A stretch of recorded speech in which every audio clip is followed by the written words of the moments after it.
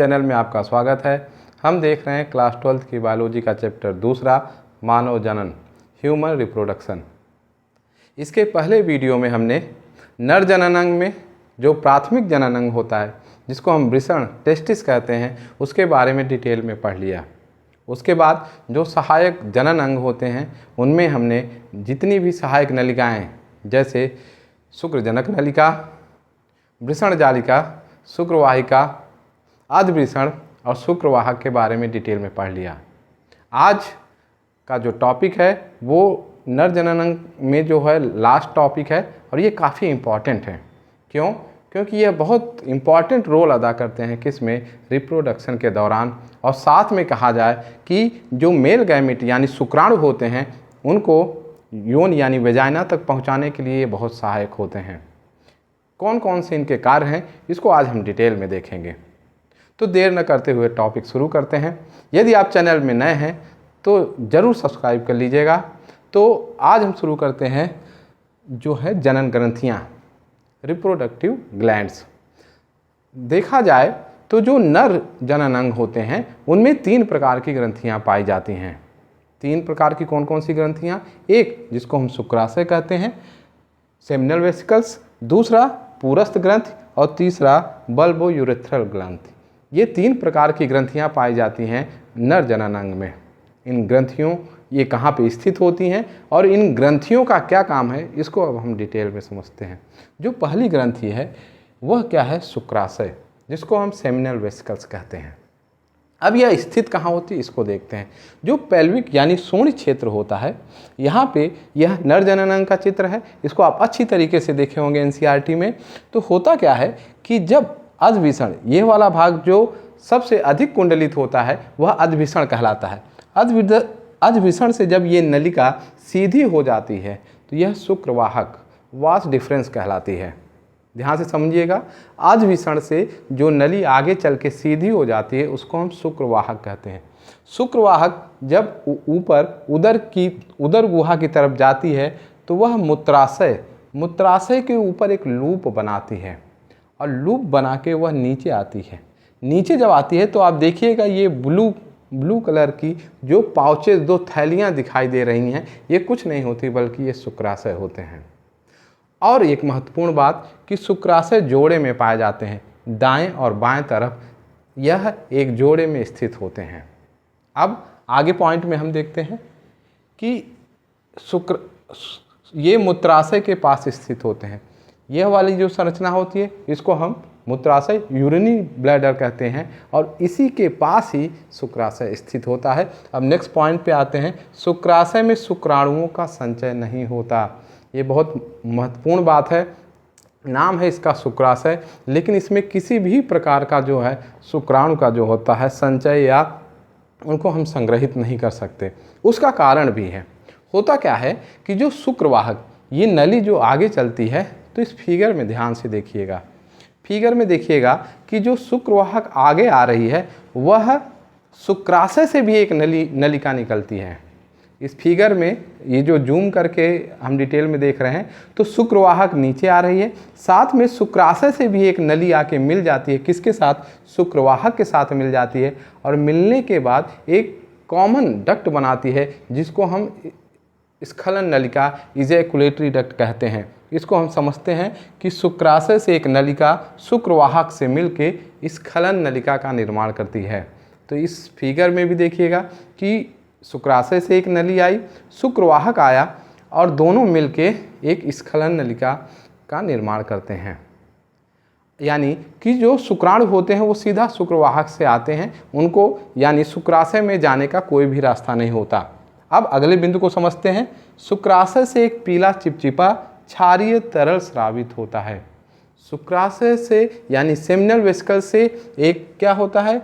Liquid, एक पीले colour का, और सबसे महत्वपूर्ण चीज़ है बेसिक नेचर, क्षारीय स्वभाव का एक क्या होता है?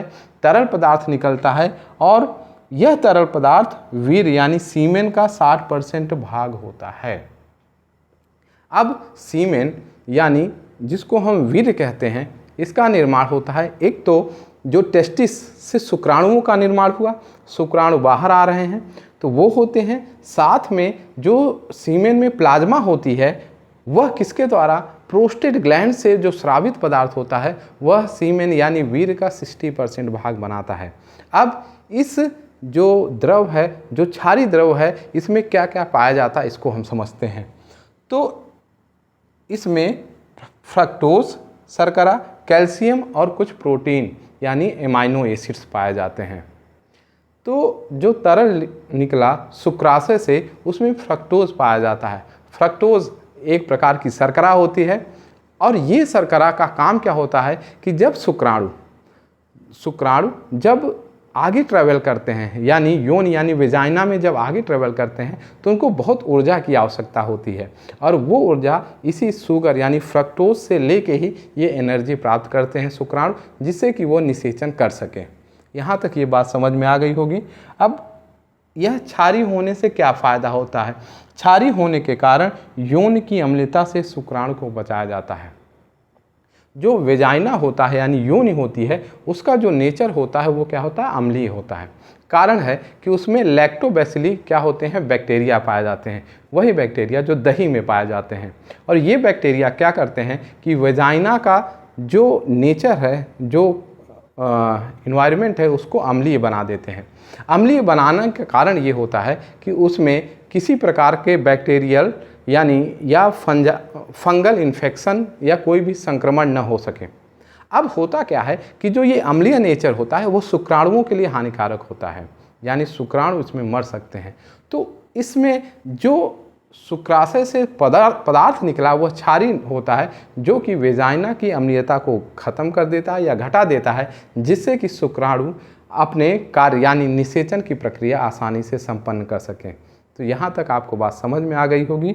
अब हम अगले ग्रंथ के बारे में समझते हैं और वह बहुत इम्पॉर्टेंट है, पुरस्थ ग्लैंड, जिसको हम प्रोस्टेट ग्लैंड भी कहते हैं।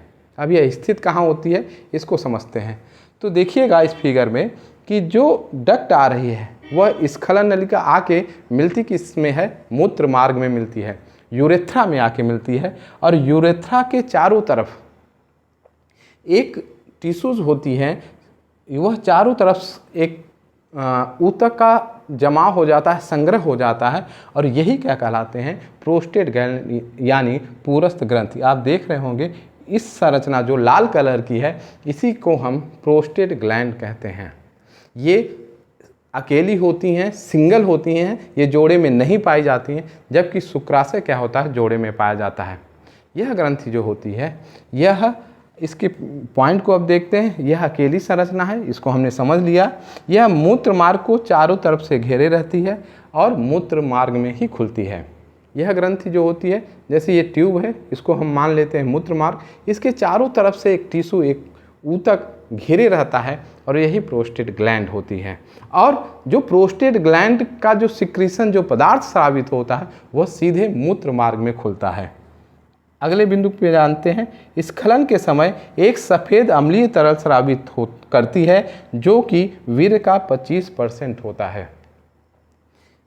अभी हमने देखा इसके पहले में कि जो शुक्राशय से निकलता है वह वीर्य का 60% भाग बनाता है, जबकि जो प्रोस्टेट ग्लैंड से निकला पदार्थ वो सफ़ेद कलर का होता है और अम्लीय स्वभाव का होता है, और यह 25% भाग वीर्य यानी सीमेन का बनाता है। और इसमें विशेष प्रकार के क्या पाए जाते हैं, एंजाइम पाए जाते हैं। इन एंजाइमों का काम क्या होता है कि वह शुक्राणु को सक्रिय बनाए रखें, जिससे कि वो उनको यात्रा पूरी करना है, कहाँ तक, फैलोपियन ट्यूब तक, कि निषेचन कर सकें। तो यहाँ तक हमने 2 ग्रंथियों के बारे में समझ लिया। अब हम तीसरी और आखिरी ग्रंथि के बारे में समझते हैं। वह ग्रंथि क्या है, बल्बो यूरेथ्रल ग्रंथि, जिसको हम कि कंद मूत्र पथ ग्रंथि भी कहते हैं। एनसीईआरटी की हिंदी थोड़ी कठिन है, कंद मूत्र पथ ग्रंथि, इसको हम बल्बो यूरेथ्रल ग्लैंड कहते हैं। इसको एक और नाम से भी जानते हैं, काउपर्स ग्लैंड यानी काउपर की ग्रंथि। अब यहाँ पे भी यह भी शुक्राशय की तरह क्या होते हैं, जोड़े में पाए जाते हैं। और यह स्थित कहाँ होते हैं, तो जो प्रोस्टेट ग्लैंड होता है उसके नीचे यह दाएं और बाएं तरफ 2 मटर के आकार की ग्रंथि होती है, अब हम पुनः फिगर में आते हैं। यह आप देखिएगा फिगर, यह क्या है, प्रोस्टेट ग्लैंड है। नीचे की तरफ मटर की तरह ये ब्लू कलर में छोटी छोटी दाएं और बाएं तरफ ग्रंथियां पाई जाती हैं। यही क्या होती हैं, बल्बोयूरेथ्रल ग्रंथि होती हैं। अब इनकी विशेषताओं को समझते हैं। ये जोड़े में पाई जाती हैं, ये हमने समझ लिया। यह प्रोस्टेट ग्रंथ के नीचे दाएं व बाएं तरफ स्थित होते हैं और मटर के आकार की होती हैं। ये भी कंसेप्ट क्लियर हो गया।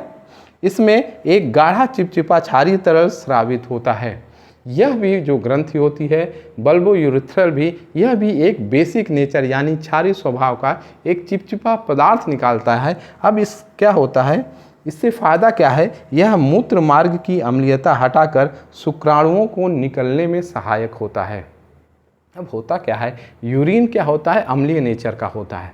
तो एसिटिक नेचर के होने के कारण कुछ अवशेष जो मूत्र मार्ग में होता है वो यूरिन के बचे रहते हैं, और इस यूरिन के अम्लीयता को ख़त्म करने के लिए, निष्क्रिय करने के लिए बल्बोयूरेथ्रल से जो क्षारीय पदार्थ स्रावित होता है धीरे धीरे, वह उसकी अम्लीयता को क्या कर देता है, ख़त्म कर देता है, जिससे कि शुक्राणु उसमें सर्वाइव कर सकें और सक्रिय रह सकें। साथ में और इससे जो लुब्रिकेंट निकलता है, जो तरल पदार्थ निकलता है, वह शिश्न यानी पेनिस में कैसा करता है, स्नेहन, लुब्रिकेशन का काम करता है।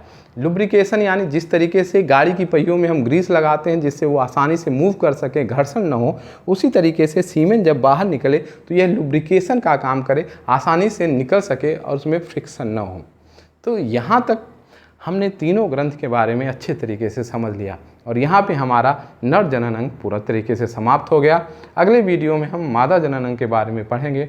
और अभी तक अगर आपने चैनल को सब्सक्राइब नहीं किया है तो ज़रूर सब्सक्राइब कर दीजिएगा, अपने दोस्तों में शेयर कीजिएगा और कमेंट कीजिएगा आपको कैसा लगा।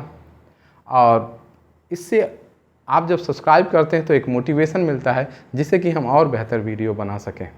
बहुत बहुत धन्यवाद। Thank you.